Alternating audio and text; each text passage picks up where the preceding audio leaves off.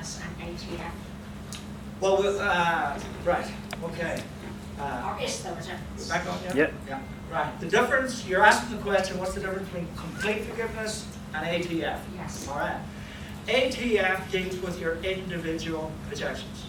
Okay. It deals with, I projected onto you.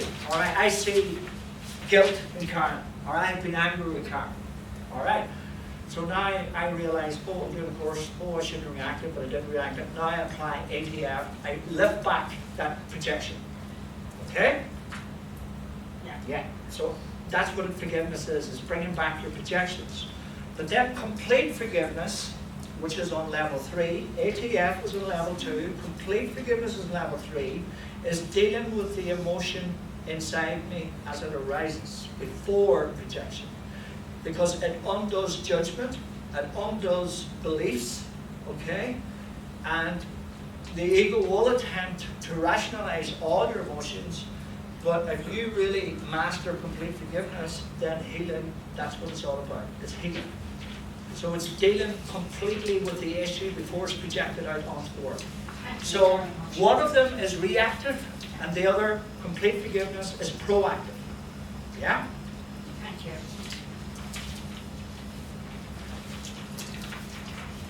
So,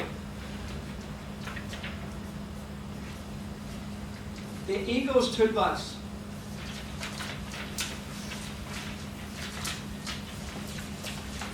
Right?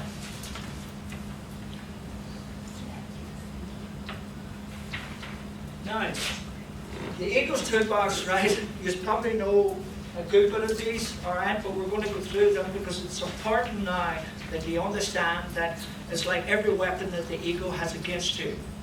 And those who are going to be doing the teacher's course, this is going to be a big part of the teacher's course because it's all about now you giving the tools to other people to use. But you can only give them tools when you know these tools yourself, exactly what they do. So when someone comes to you and they have a problem, that's always important. You do two things, all right? You listen to what the problem is first. And there's a big part of the psychotherapy that I do. And the most important part then is you ask the person, what do you think is the problem? Because it's what they think that the problem is the problem. So they're literally telling you now what the problem is. Because it's going to be something out of this, all right? But it's nearly always going to be a rationalization of some kind. And they're going to tell you, oh, this keeps happening to me over and over again. So you refer back to that other diagram, okay, where the same pattern, the same cycle keeps repeating over and over and over again. All right, so it's a big part of my psychotherapy that I do. It's very, very powerful. And those would be the, I'll be giving loads of little tips like this, in the teacher's course on how to be a presenter and how to be a psychotherapist, because at the end of the day, all teachers are psychotherapists at the end of the day. And you'll find that the best teachers out there are the people who are giving you the tools to deal with this. It's not about you can't do this for anybody else. It's about empowerment. And all good teachers of A Course in Miracles or teachers of God or whatever you want to call it, they should be giving you the tools for you to empower yourself. Okay? And this is what today's workshop is really all about, is learning these tools. But like I say, in the teacher's course, we're going to go on a much deeper level again to this. All right? What's the ego's first biggest tool?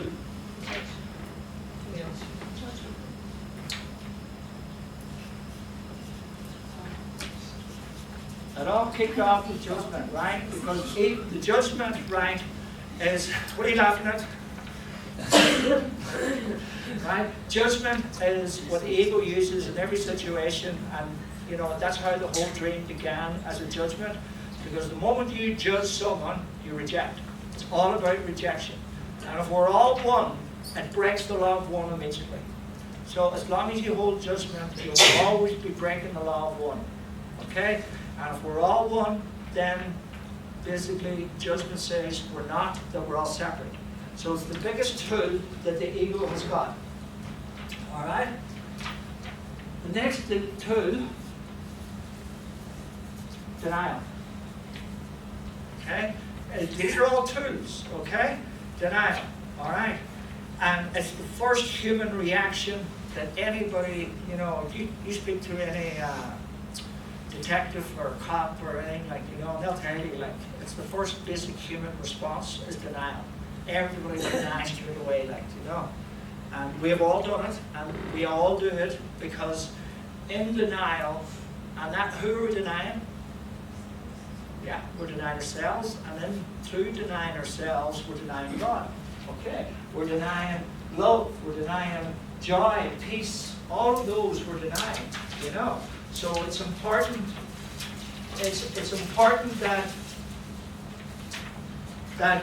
you know, what would be, I'm jumping the gun here, right, but just to give you a clue, what would be the tool to offset denial? Honesty. Responsibility. Yes. Just to give you a clue there. What? Just to, you know, give you an idea what's coming. All right, there's a tool. You see, the ego has got a toolbox. All right. So what's the denial? Don't worry about it. Oh, you're not telling us. Catch it when it's flying. I don't understand your bloody Donegal accent. All right, the next tool.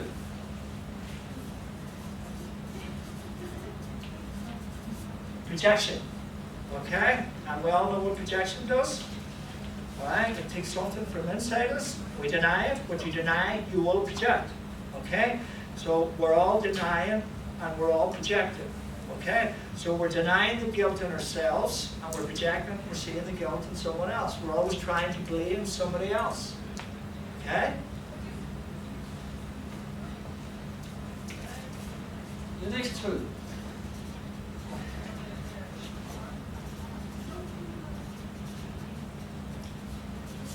Okay? Rationalization. Anybody tell me now what rationalization is? Justification. Yeah. Explain. There's a line that's in the chorus that Jesus says, do you want to be right or do you want to be happy? Okay? Well, we want to be right, and that's why we use rationalization. You know, I know that I'm right. I know what the problem is. That's what we're always saying. And every time that we rationalize, we're saying, I know what the problem is. And the problem is always outside. Okay? That's what a rationalization is, and that's what the ego uses to keep you away from the problem. The problem is always inside. That's the truth. Okay? It's coming from our belief system. It's coming from our own thought system. The problem is not you, it's not the world. Well, we would like to believe that it is. Yeah? Next tool.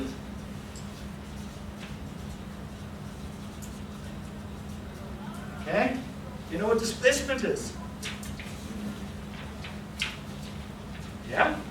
Is that not the same as rationalization, as you've displaced the problem to the outside? Yeah. Look at it. Well, displacement is kind of very precise, right?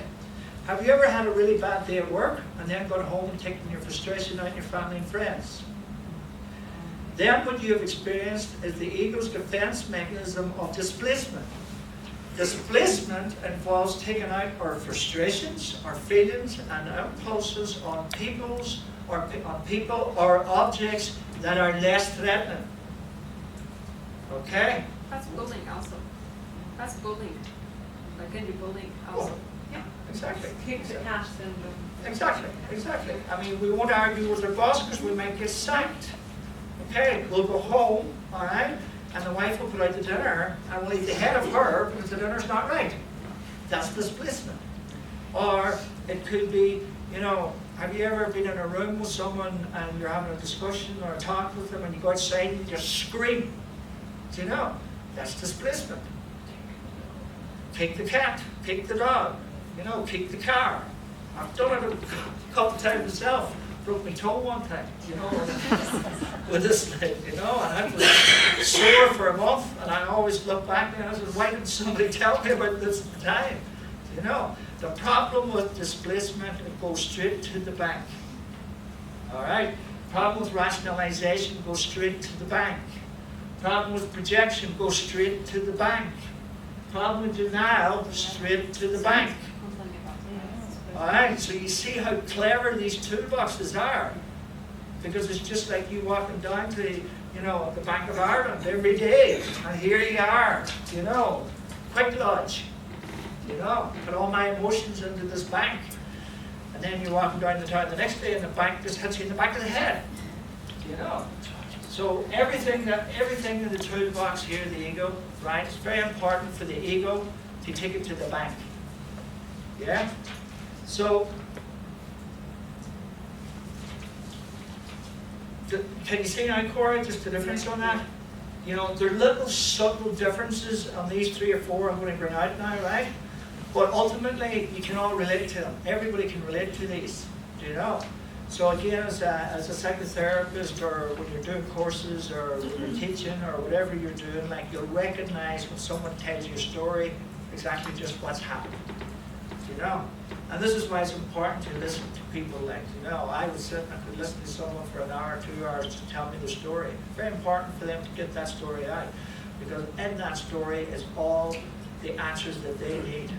Okay? Michael, would the bank be considered, say, something like avoidance?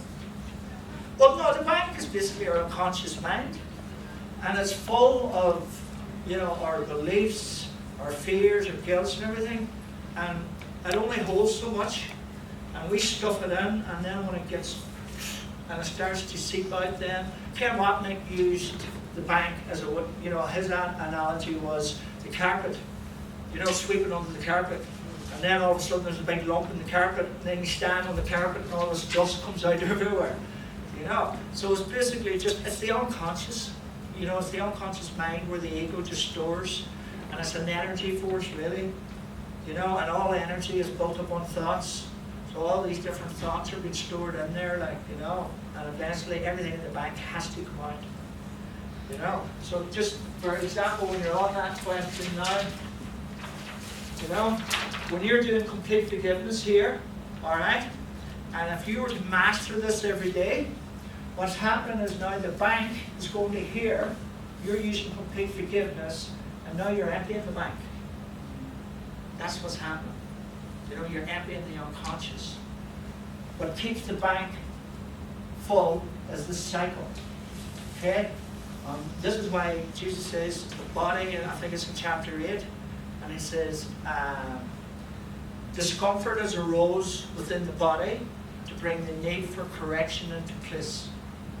So it's very important that we listen to our bodies, and we're not feeling right.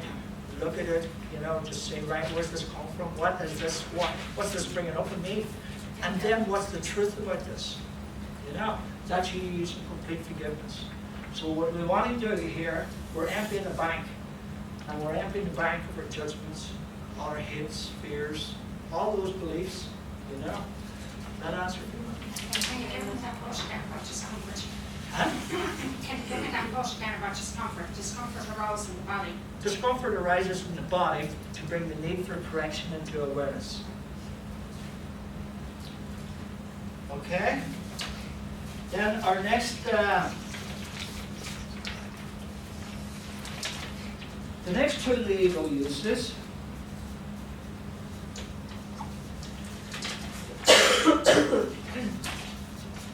all these big words I can't even spell.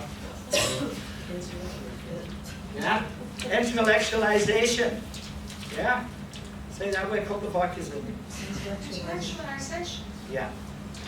Isn't Anybody that want the to? same as rationalization? Anybody want to tell me what that is?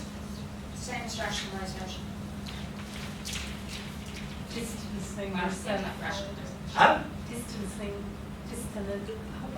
Like creating a distance between, like that complete forgiveness or whatever, you're doing it up here, not down here. Well, not really. Think of it, I didn't hear that, but if you've got getting all psychological about it Right. and going into, how agents like Freud and stuff. Yeah. Intellectualization works to reduce anxiety by thinking about events in a cold, clinical way. Right? This defense mechanism allows us to avoid thinking about the stressful, emotional aspect of the situation and instead focus only on the intellectual component. For example, a person who has just been diagnosed with a terminal illness might focus on learning everything about the disease in order to avoid distress and remain distant from the reality of the situation. Okay? In spirituality, and people doing A Course in Miracles, right, what will happen is they'll read everything about the Course, they'll read everything about God, they'll read everything about the ego, all right? And they'll read it, and they'll study it, and they'll read it, and they'll study it. What do they do? Not doing it. They're not applying it. They're intellectualization. That's what they're doing. Okay? And some people that I know, they're doing A Course in Miracles, they want to do something else for a while, they go to another book for a while, they go to another book for a while, they go to another book for a while. And all of a sudden, they're doing these 5, oh, I'm doing 8 books now, so I am. I'm doing 8 books. You know, they're doing a call. Seriously. You know. So at some point the books have to be put down and you have to be practical about it in your Okay. everyday life. Right at the beginning of the Course, Jesus says, this is the Course in application.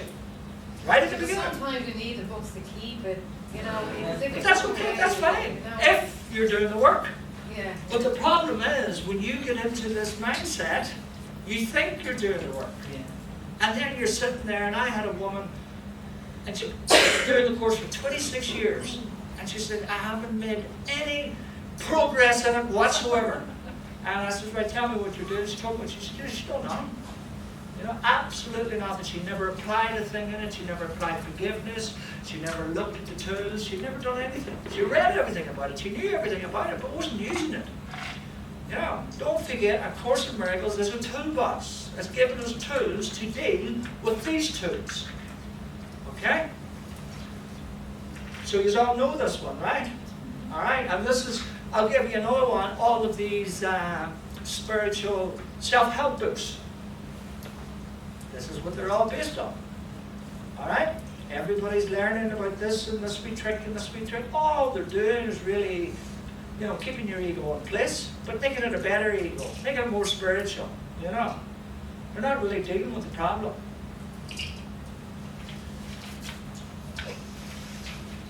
Like I say, we'll be doing these a lot more depth in the teacher's Are course. they on the website, Michael? These? No.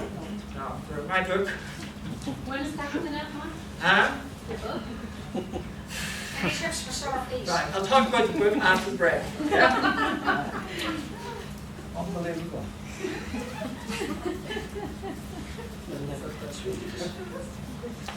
Right, know this one.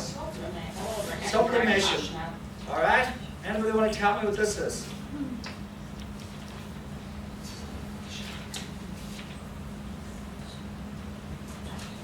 Okay. Sublimation is a defense mechanism that allows us to act out unacceptable impulses by converting these behaviors into a more acceptable form. Okay? For example, a person experiencing extreme anger might take up kickboxing as a means of venting their frustration. Yeah? People, you know, might be feeling very anxious and they need to go for a run. They need to go for a walk. All right? They need to do, or might need to go for a swim. You know, it's an escapism. It's not dealing with the problem, the situation that's in the body. And what it's really saying is an emotion has come up in the body. All right?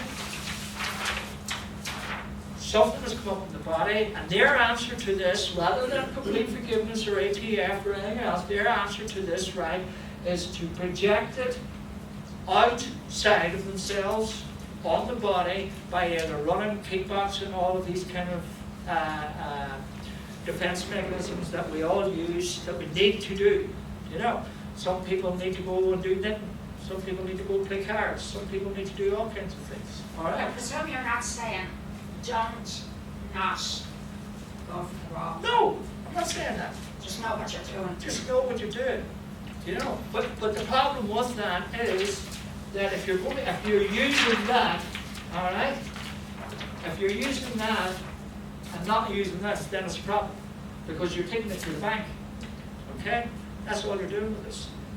So what's the difference between sublimation and displacement? Well, displacement is you pick a more vulnerable, less threatening. All right, person. What you're doing is, I'm only you're like Gareth says here, you're bullying. You know what I mean? Like, bosses do it all the time. It's like their boss will give them shit, so then they give everybody below that shit. A wise man once said, "Shit is always kicked down the way, never goes up the way." Sublimation is basically just a delaying tactic. Yeah. Just getting it out of the way temporarily. That's it. It's just dealing with this, and then you rationalize it and say, well, this is the way I deal with my anger, my frustration, or anything else. I find going for walks, or going to the gym, or going to this, or going to that is the way that I deal with this. Drink. Yeah, well, that goes without saying, like, you know. The problem with it, again, like all of these, you're taking it straight to the bank. All right, and anything you take straight to the bank, it's going to come back and hit you in the back of the head. All right? You see, the ego also rationalizes, right? This was where Freud rationalized that sublimation is useful if an individual is to remain psychologically balanced. Yeah?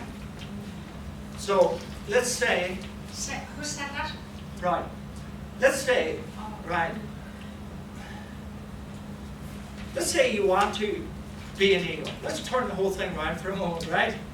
You want to be an ego. I want to be separate from God. All right? Then what you would be doing is you would be getting really good at every one of these. All right? You'd be really good at them. Then you would be here in total ignorance of everything. You know? You have a really good time. You know? The problem is, you see, these toolboxes, people don't know how to be good at them. It doesn't work. They don't work, you know. So you look at someone who, say, is high flying in the world and they're happy all the time and know nothing about God's spirituality or anything else. What they're really good at is all of this. They have a down to a T. But there are very few of those people about. But eventually, at the end of their lives, or coming near the end of their lives, all of these fall apart. And this is why you go into states of fear, then states of regret, states of guilt, all of these kind of things comes up. So these, if you're really, really good at these will last for, 20, 30, 40 years. But eventually they'll all fall apart. Would that be, I know this is the ego asking questions about intellectualization, would that be why, possibly a reason why somebody, say, might develop Alzheimer's? Not really. No. Not really. Well, you see, all sickness is basically projected from the mind onto the body. It could be anything. So, not only Alzheimer's, it could be any other, all sickness will come from utilizing these all through your life. Because you're attacking the body all the time. Because the same emotions are coming up and you're dealing with them all the time. So it's like driving down the motorway first gear, for 80 mile an hour, 100 mile an hour, first gear. And this is what these do, like take up an awful lot of energy. They'll burn the body out, and that's where sickness arises within the body then, because the emotion keeps coming round and round and round all the time. Okay? The next one we're going to deal with is repression.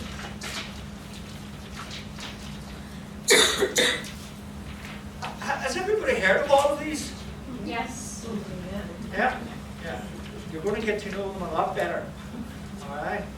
Because it's very, very important, as a teacher, that you know this inside out, because you're going to be asked questions and people are going to come to you with problems about this or problems about that, and you listen very carefully to what they're doing, and then you just click, click, click, well, this is what you're doing, this is the problem, and this is the solution. All right. Repression is the next one, okay? So this was the first defense mechanism that Freud discovered, and arguably the most important, because repression is an unconscious mechanism employed by the ego to keep disturbing or threatening thoughts from becoming conscious. All right? So have you ever had a horrible thought, say, one of your members of your family was in a plane crash, and you go, I can't think about that. See, we do have these thoughts that comes up and we just go, no, I don't want to even think about that. Have we all done this? Mm-hmm. Yeah, but what you're using and utilizing, right, is the defense mechanism called repression. And there's some people that use this predominantly in their lives. They just won't think about certain things, you know. It could be, say you're in a relationship and say you're afraid the relationship is going to break up or something like that. Your partner says, I need to talk to you. You go, no, I don't want to talk to you. And you run the other way. Or maybe it could be at work where you know you're going to get the boot and you don't want to think about it. No, I don't want to, you know. So we're doing it all the time. You know, there's certain thoughts we just won't deal with. That's what's happening when sometimes people actually forget stuff that happened, especially in early life. That's repression. Yes, Yeah, that's totally. repression. We're repressing. And what we're trying to do, and this is why, you know, this one is kind of particular, different to all the rest, because this is what we did with a complete separation, with our belief in the separation. We repressed it. Okay? And you know, we talked to him in the street, what's separation? You know, I know nothing about a separation anymore, guess, you know. And what we did is we repressed it, and now we're using all of these other tools to keep it going, to keep that repression, you know, in place, and we're not dealing with it. Michael, can I just ask you, what's the difference between repression and denial? In repression, it's the thought has arisen, and Well, you yeah. push it back down. Yeah. Denial, In denial, it's well, I'm saying it's not me, it's you. okay. You know, I'm not denying it, I'm not repressing, I'm just projecting it and blaming you. I'm not taking responsibility for it. You know, and the other repression is, I'm not even going to blame you, I'm not even going to bring it into awareness. You know, don't bring it into conscious. Because when I'm blaming you for something, I know now I'm blaming you, whether I'm conscious or unconscious. Do you know? But with repression, it's just things that you don't want to deal with, that you don't want to talk about. You know, But it's going into the bank. If oh, you're yeah, of repressing course. it, Everything's going to the bank. Everything here goes to the bank. into your unconscious. You know, everything here goes to the bank, like, you know. And when you see, you'll always find too, this is why people later on in life start to remember certain things about their childhood. You know, it's because they've been in the bank and they've been squashed down by these other defense mechanisms, and they might show up and then they might come up and you go, geez, I forgot about that, put it back again. You know, so we're always stuffing into the bank at every opportunity we get. Yeah? Sorry, if you repress something that you really have no memory about, is it possible to bring that memory back up? Is it possible? Yeah.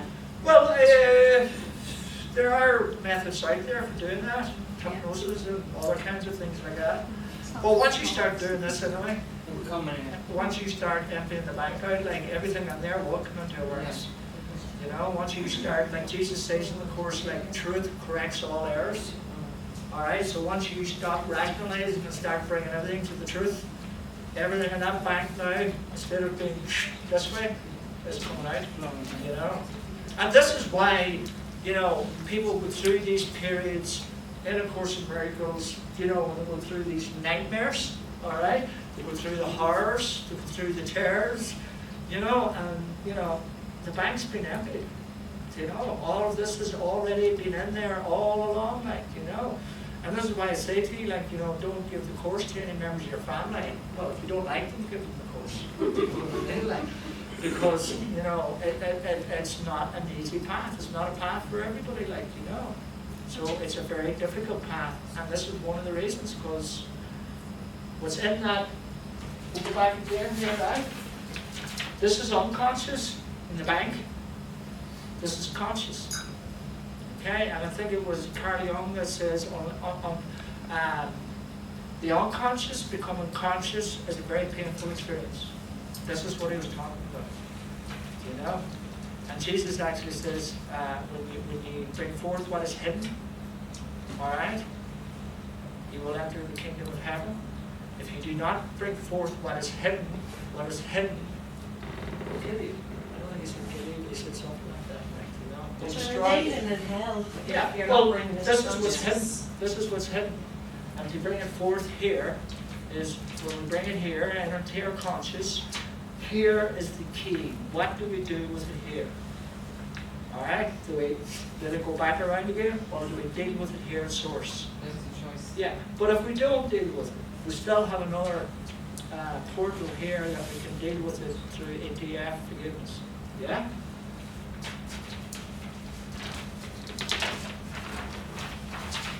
So, repression. Wonder how Tony Gall's getting on. Right.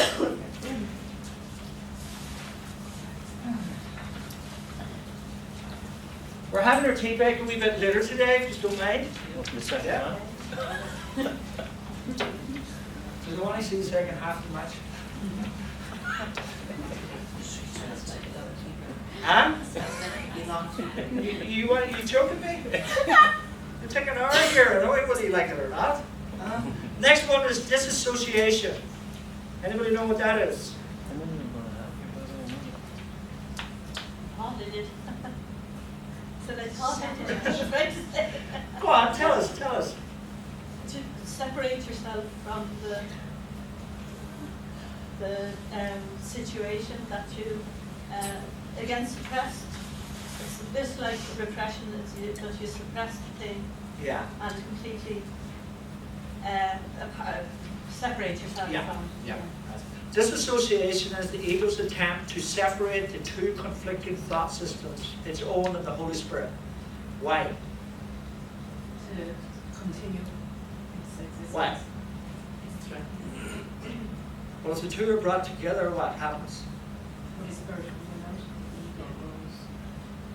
Like Jesus says, like, you know, bring your darkness, bring your illusions to me, and the light will shine them away.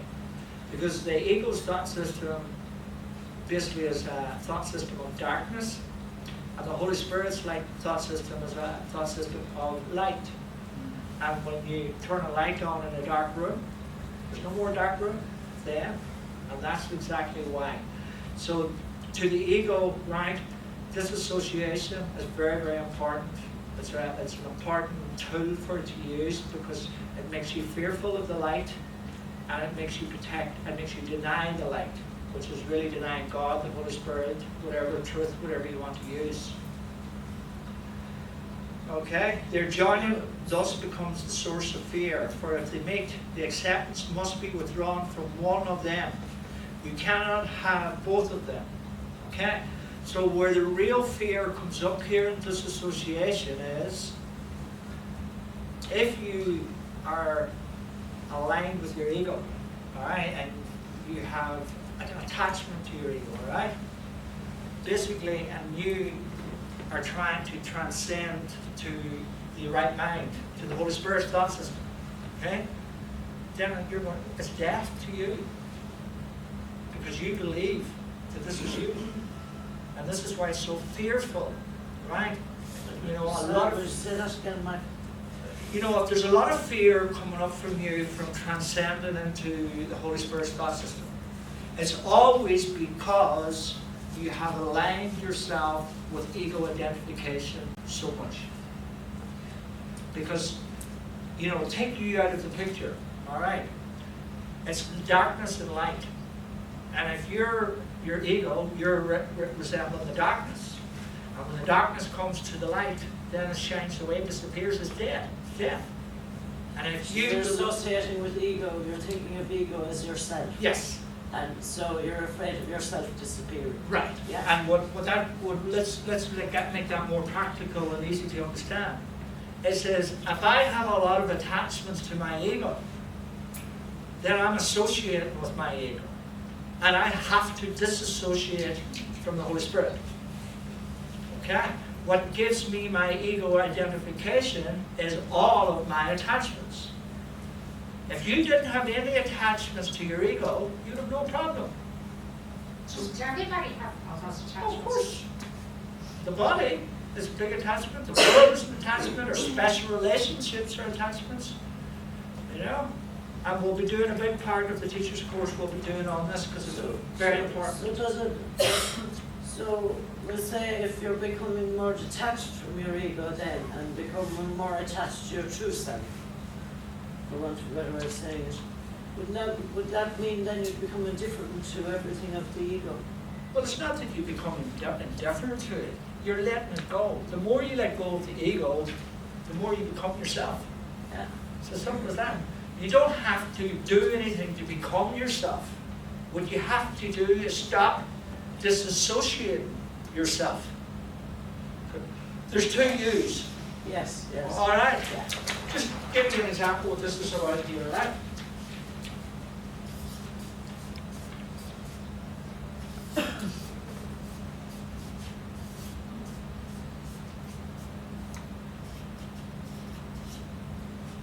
Right, this is the real you here. Yeah? And this is you as the ego. All right?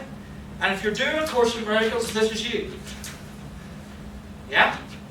3 years. What do you call 3 U's? Cheap. All right. Right, let me explain this, right? And what's happening is, right, you're starting to use tools, right? You're starting to use tools to become you here. So you might use forgiveness, blah, blah, blah, here. So you start to use these tools, all right? Problem is, you're still using tools here for the ego thought system too. So here, this is why a lot of people, when they're doing the course, they become very confused. You know, they're very conflicted. It's a total split mind. You Exactly. each Exactly. one at a time. Exactly. And this is why we're doing this workshop today, is because now you're going to look and see what the tools you're still using of the ego that's keeping you attached to your ego. Yeah? And when you stop using these, right, all of these attachments, then automatically you become your real you. It's these tools that we're discussing here at the moment is keeping you here. It's total faith, isn't it? Like, Just it's surrender. It's amazing. It's just, it does blow your mind. Really. I remember Mary asking me in our very first workshop here, can I wake up like that? And what answer did I give you? You probably said, yeah, but you probably won't. I says, you said, was it possible to waking up in an instant?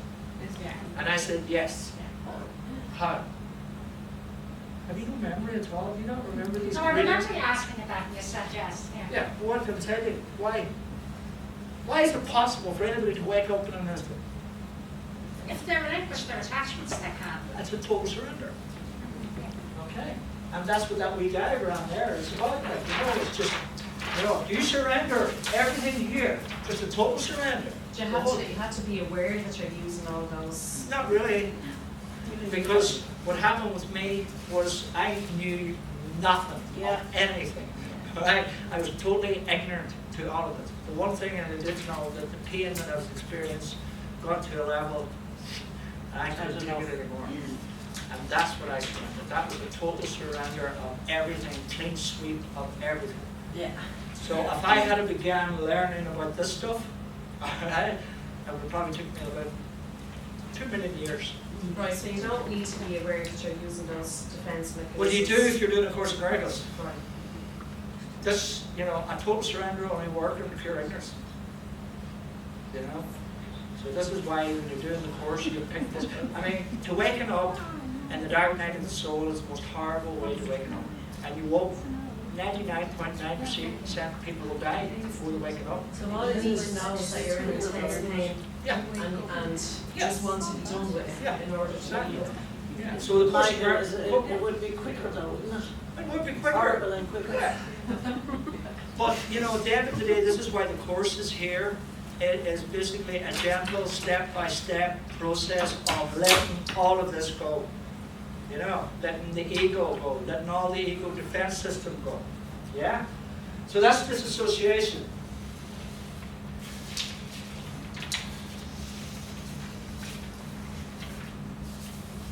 So you'll find a lot of these, right, from here. You'll find all of these, right, where a lot of Freud and Carl Jung and all of that.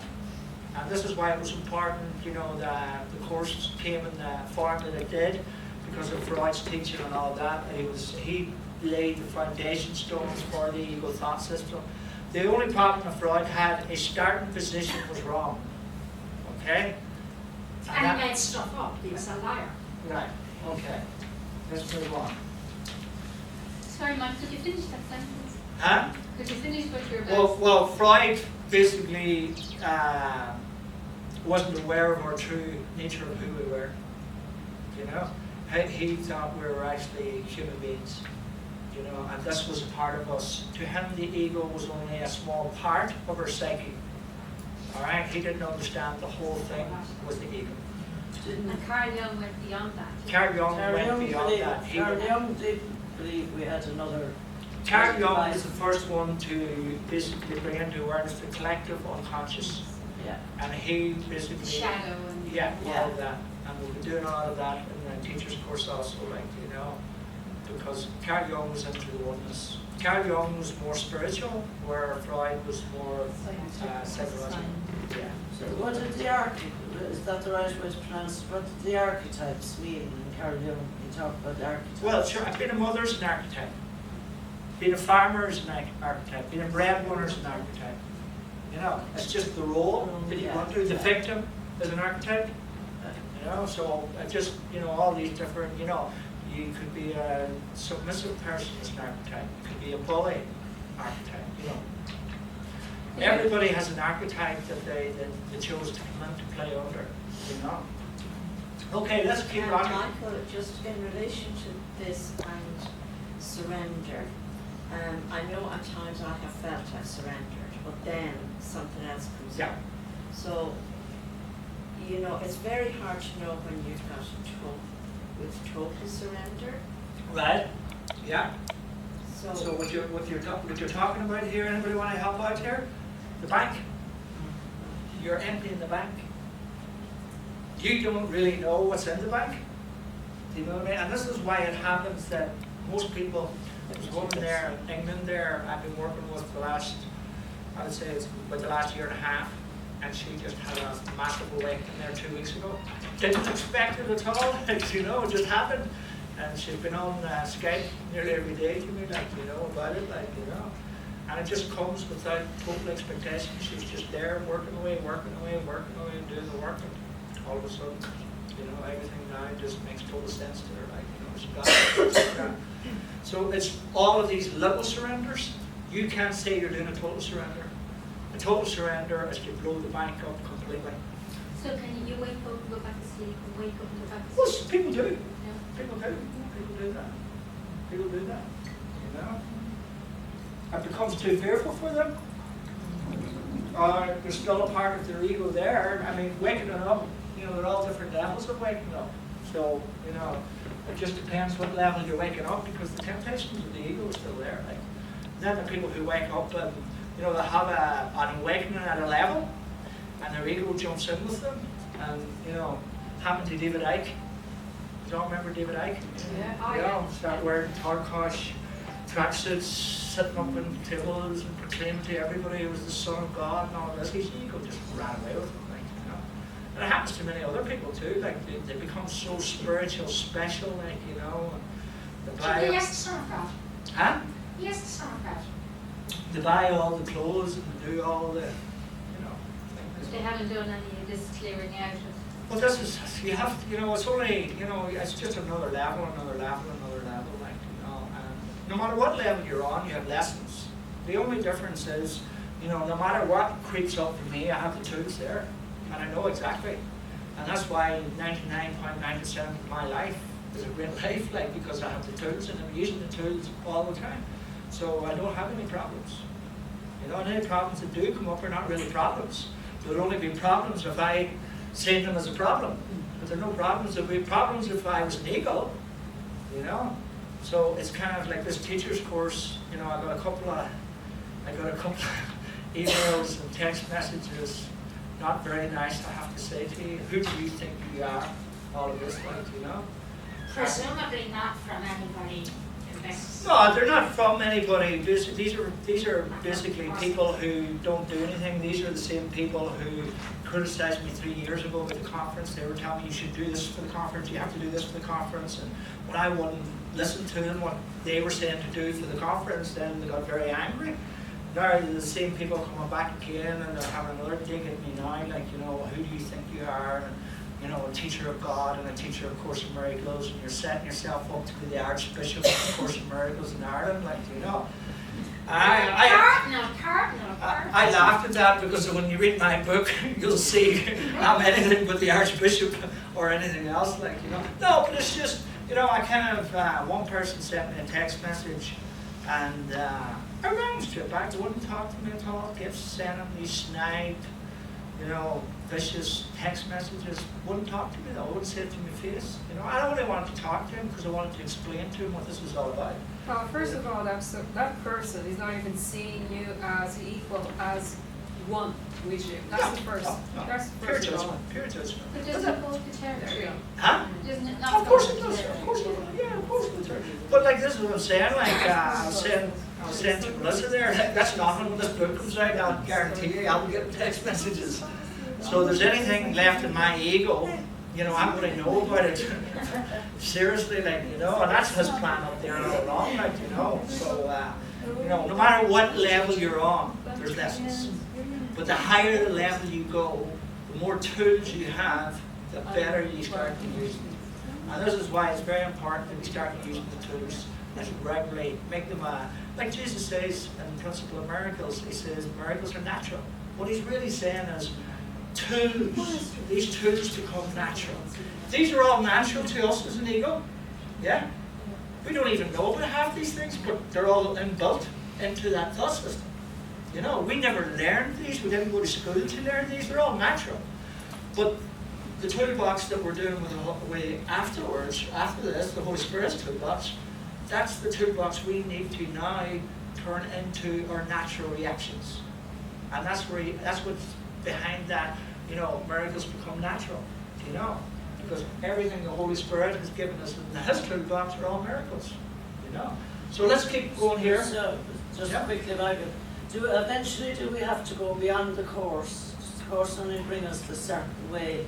Do we have to go beyond the course? Yes. But that will happen not by you. Okay. You don't have to do anything. You have to get to level 3 and do the work to get there.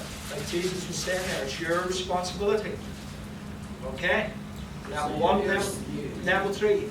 Yeah. Okay, those 3 levels. It's your responsibility to get yourself from 1 to 3. You know when you the authentic me, if you like, will know when the time is right. Is that right? Yeah. You just know. Yeah, that's what it does. You come to know. Right. Okay, the next one, the next tool.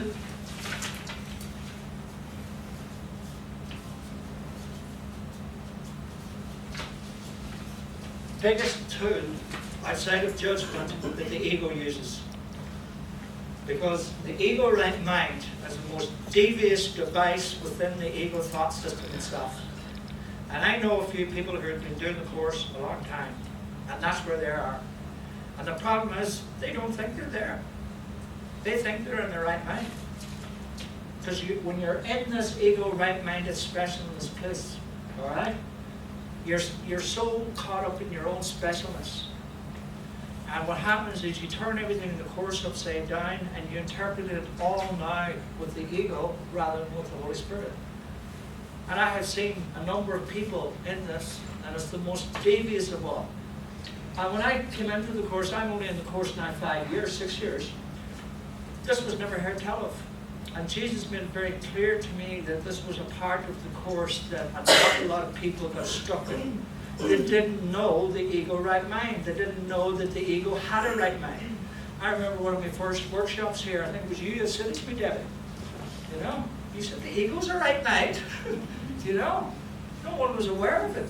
You know, and it's on level 1, and we'll keep you on level 1. And then this is why people then, like in the course, you know, they're so wonderful one day and they head of you the next day. Well, how do you know if you're in the ego right now? Because we have done this already. And we'll be doing it in the teacher's course. A big part of the teacher's course will be the ego right mind. You know, we've done this a couple of times. I know that. Well, why are you asking me now again? Because I forget. Okay. Listen, you explained all the other ones and they were easy. That would take a full workshop. I spent 3 workshops over the last 2 years on that alone. That's number 10. You're after explaining the other 9 that didn't. There's so much in it. Need Could you explaining. give us just a An example. Well, forgiveness to destroy.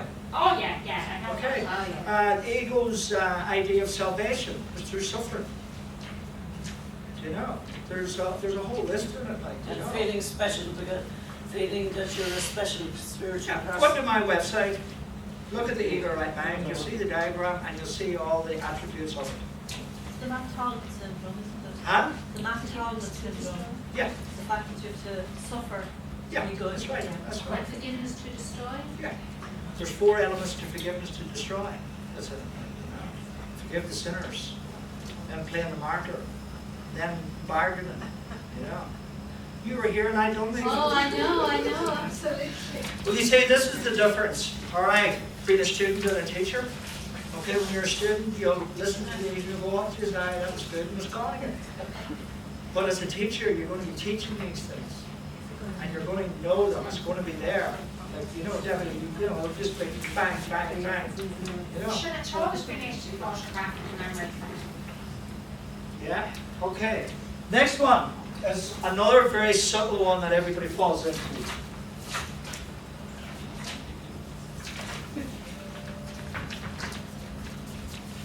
I won't be putting these up on the website, I know just as this, but we'll be doing these individually, like I say, more in depth, all right? Resistance, okay? Now, resistance and rationalization are very close, okay? Because people, you know, like the meditations you've been doing, people who are doing meditations, and resistance will come up. It's basically based on fear, and it's kind of, oh, I haven't time, you know, I'm too tired. Oh, I have to go to pictures, I have to do this, I have to do that. All right, so you're kind of rationalizing a good excuse for not doing what you should be doing, okay? And it will show you, you know, this is why the meditations was so important, because it would show people the resistance they have to doing this, you know. And like, I couldn't imagine my life now without my meditations. Unbelievable, you know. 2 o'clock now, I used to do meditation for half an hour, now it's 3 hours, you know. It's just beautiful, like, I wake up at 5 o'clock, you know, and it's just amazing. You wake up at 5 o'clock. I do a 3-hour meditation during the day. 3 o'clock in the morning, I do a meditation till 8 o'clock in the morning. I do a 5-hour meditation, you know. So, you know, it's... Do you sleep? Huh? Do you sleep? I'm enough for sleeping when you're dead. You know. But resistance, again, is something you need to know. If you're not aware that what you're doing here is you're resisting this, then that's okay. But the ego uses this very subtle form of fear, all right?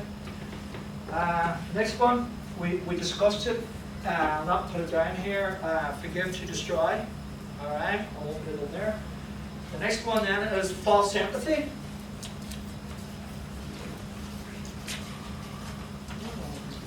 All right, you know what false empathy is? It sounds really, you know, this is, you know, it's when you feel sorry for someone, when your heart melts for someone, you know, and when you see someone sick and you want to help them. People doing the course have a lot of false empathy for other people, right? So they say, oh, this poor person needs the course. You know, oh, you could be doing the course. You know, I just have the right answer for you. It's called A Course in Miracles. All right? That's false empathy. Who needs the course?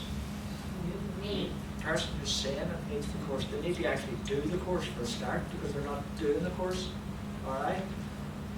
Okay, I'm not saying that you can't sit down and talk about A Course in Miracles to other people or whatever, right? But just be aware the ego uses that tool of false empathy, all right, to take you to the bank.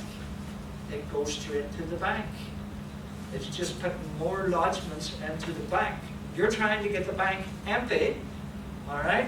The ego is trying to make sure the bank vault is full. So this is why all of these things here are all lodgement slips. They're all going to the bank. Yeah? So is there anybody in this room who's done that? What? Is there anybody in this room who's turned around to someone they know and said, I know what you need. You need A Course in Miracles. Oh, yes. Yeah? Oh, yes. Spent years doing it. Yeah. Yeah. So, you know. So just to give you an idea of that one. Okay? And then special relationships. Another tool, okay? And they're a tool, why? They're used to avoid the truth.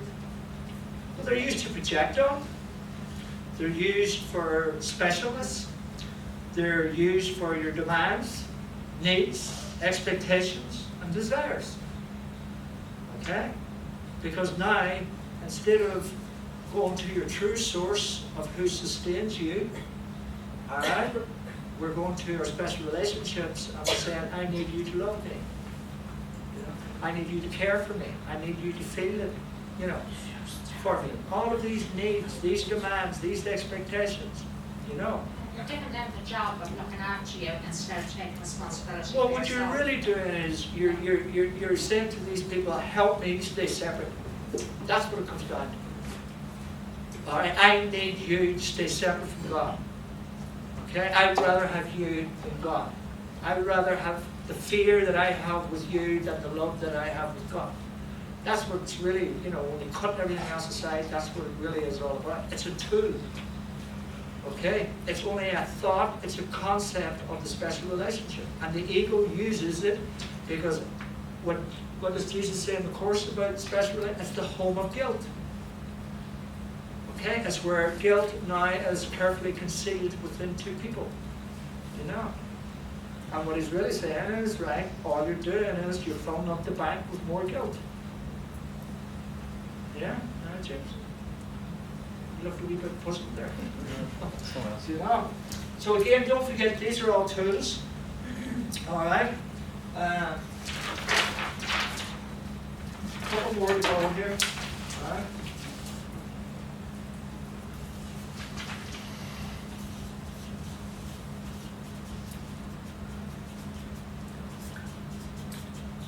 Playing the victim, or that archetype role of the victim. All right? It's an archetype. It's a role. It's a tool. Okay? Because when you're playing the victim, what are you doing? Rationalizing. You're being victimized. What lie, right? Responsibility. When you don't take responsibility, if I'm feeling angry now and I don't take responsibility for this anger, I'm saying, you did this to me. So therefore now, you're victimizing me and I'm a victim. Okay? So this is why those 13 spiritual laws are very important. And we're going to be doing this to show you exactly where these fit in here. So this is what's happening with the phone calls and the messages. These people, they're sending phone calls and nasty comments. They see themselves as victims because they see you as a threat to them. Yes. So they feel fearful, and so they attack you as if, oh my goodness, he's attacking me. Oh. Yeah, of course we do. Of course we do. You know, and that's what it comes down to. Anybody, you know, anybody in the same, you know, whether it's the Course or anything else in life, it's the same thing, like, you know. They're all playing this role.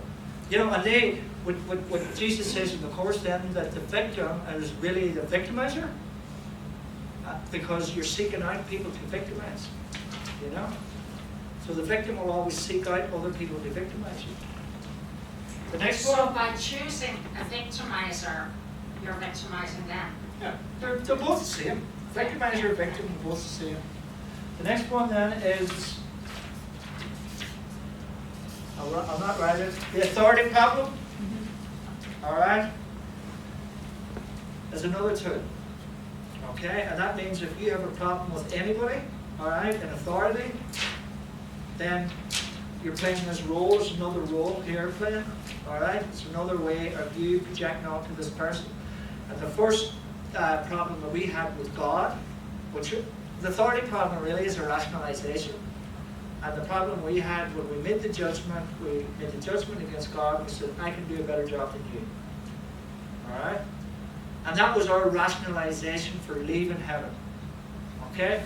Once we made the judgment, which was the rejection of God in heaven, we rationalized it by saying, I could do a better job than you. I want to be on my own.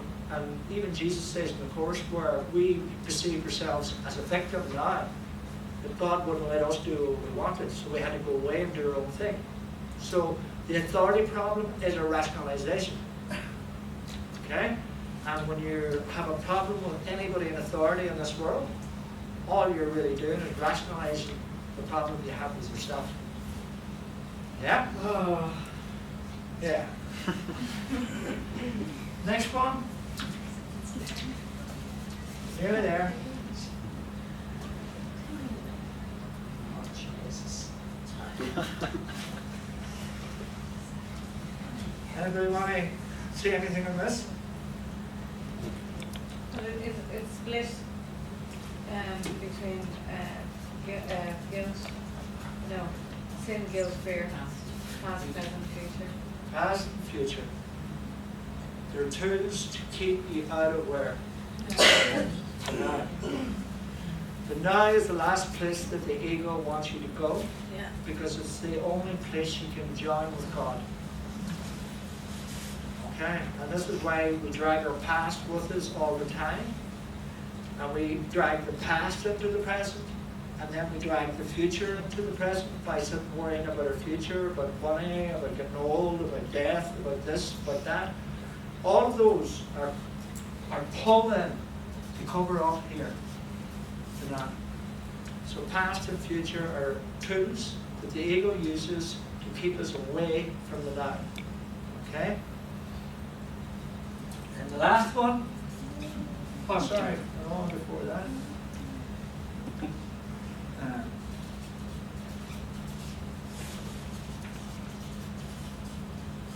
Mindlessness. Favorite one of the ego. Because if you're unconscious, You know what to do with anything. you know, you blame everybody for everything. Yeah, ego just loves that. You know, once you become conscious, you know all the rules, you know all the tools, everything else. That's good. The problem is the level between unconscious and conscious. Unconscious is level 1, conscious is level 3, and in between and level 2, this is what we're doing all the work. All right? And that's where the conflict comes in, because you're half the time you're blaming other people or blaming yourself, and half the time you know it's my own fault. So this is where the conflict comes in, you know. So there's a tool to cover that. And the last one then,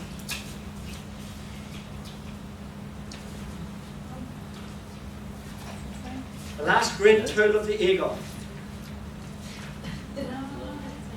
Special. Like romantic The love. most painful emotion of them all. The most hurtful, the most devastating. The one you say, I'm never ever doing that again. And you go straight back in and do it all over again. Okay? The way I would put it down here is, like Jesus says in the Course, there's no love in this world without ambivalence. Okay? And it's starting on October the 5th. Love hate. So that is all the tools of the ego. Alright? And I'll put all of these up on the website tomorrow. Alright? It'll be under the ego's toolbox. Why is debt not there? Huh? Debt. Well, Thought that would be you. death is a tool. Yeah. Well, there is no death. Fear, yeah, but maybe ego, you know, God, I want to die. Yeah. Or It's kill more- yourself, or you know, yeah. Like people could say you. Yeah, You're better off killing yeah. yourself or that kind of. Yeah, I'll put it in for you, Debbie. Okay. I never really I think thought. it's a good one, because if people meant to suicides, there are. Yeah. Are we fixed for time here? Break. It is, it's break time, okay. Right, we'll be back in 5